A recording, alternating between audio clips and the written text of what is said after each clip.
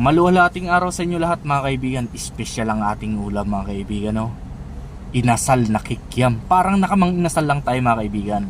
Bago ang lahat, ito pala ang inyong likod o FW sa Pinas, si Mark, ang overwork Filipino worker dito sa Pinas. Pasimple-simple lang tayo sa trabaho at ordinaryong manggagawa lang ako dito sa Pinas mga kaibigan. Kaya ang sahod ko ay 456 lang kada araw. Kaya ito, babawin lang tayo sa kain mga kaibigan, no?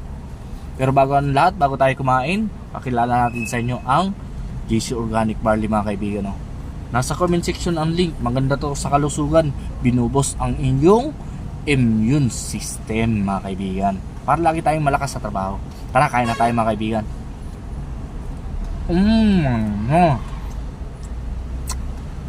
The best kahit walang sausawan mga kaibigan. Parang manginasal ka.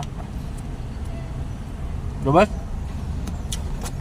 Ito yung organic barley mga kaibigan, JC, no? Maganda ito mga kaibigan. Try nyo na. Nasa comment section ang link.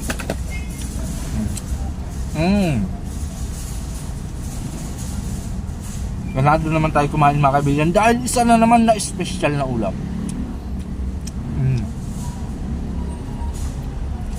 Lutong-luto siya mga kaibigan. Hindi lang basta luto, over pa sa luto mga kaibigan, no?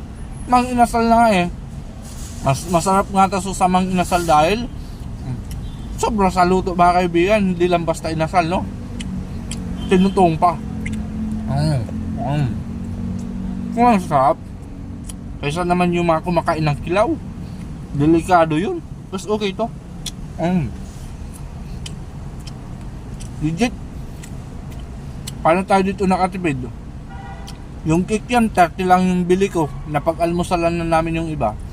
At prito lang mga kaibigan, mapapamahal ka dyan kung prito. Pero kung ihawin mo lang, no, inasal.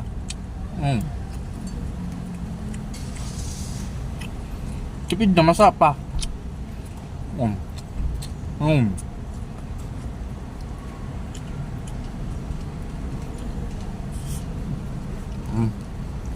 Marami pa, mga kaibigan.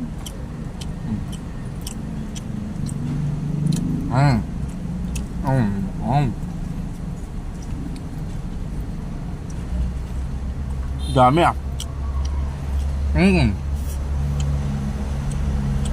Nasal na kikiam. Dami.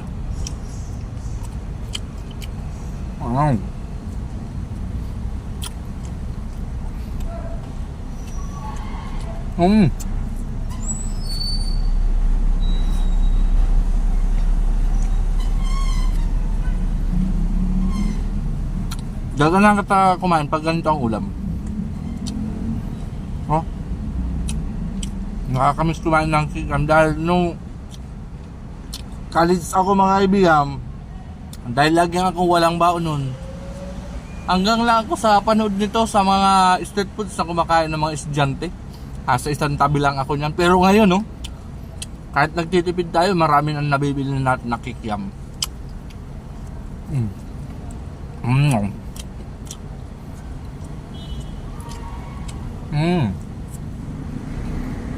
So, dami.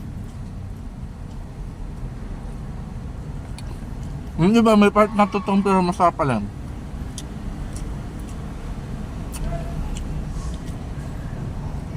Nasa public place tayo mga kaibigan kumakain, no?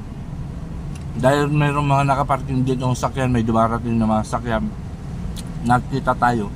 Curious yan kung sino ang kumakain na yun, ha? Walang hiya yan, ha? Bala sila. Gusto ko ng tanghalian.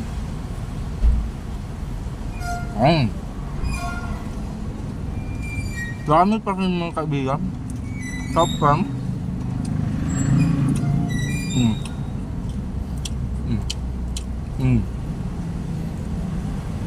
Lutong-luto talaga sa mga kaibigan. Sobra. At malinamnam talaga mga kaibigan. Walang halong biro.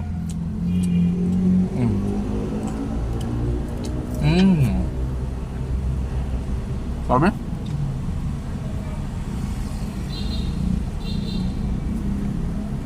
Sabi?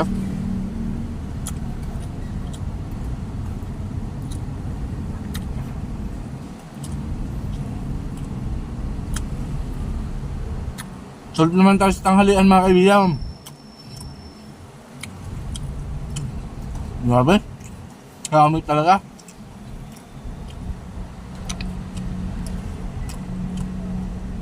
At sa muli mga kaibigan, ito ang inyong lingkod, OFW sa Pinas, si Mark, ang isang uragon, basta uragon, malupiton. Hanggang sa muli, that's all, mabuhay.